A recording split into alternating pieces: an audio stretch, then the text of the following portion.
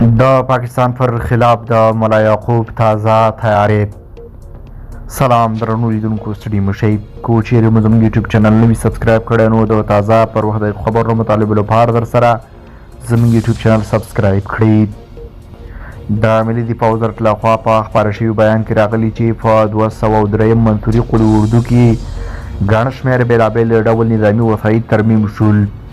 د 203 منثوري قول اردو 4 لیوه د دریم کنډک د تخنیکي او مسلکي انجینرانو لوري ګڼ شمېر بېلابېل ډول نظامي وسایط ترمیم او ګټه اخیستنې ته وسپارل شول. په یادو وسایطو کې 12 ارادي حموي ټانکونه، 15 ارادي رینجر، 10 ارادي انټرنیشنل موټر او 4 ارادي امبولانسونه شامل دي.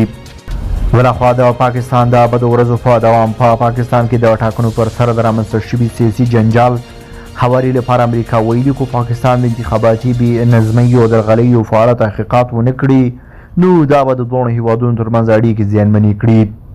د سویل اسیا په چارو کې د امریکا سفیر ډونالډ ټرمپ ویلي واشنګټن په پاکستان کې د تیرو ټاکنو پر مهال په رسنیو او ټولنیزو شبکو کې د ګډوډیو او دغه راز د ایکس شبکې بندولو په اړه جدي اندېښنه لري او هغه مهال یې هم د درغلیو تورونو په اړه د بې طرفه څېړنو غوښتنه کړې وه.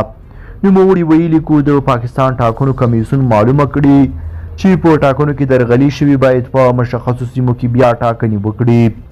موږ د هیواد سره 80 کلن مشارکت لرو. کو پاکستان ډیموکراټیک بهیر صحیح تطبیق نه کړي دا به زموږ اړیکو کې خنډ رامنځته کړي.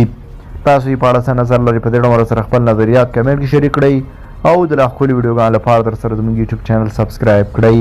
له ملتیا ومننه چې موږ سره تر بیا ښه وخت ښې چارې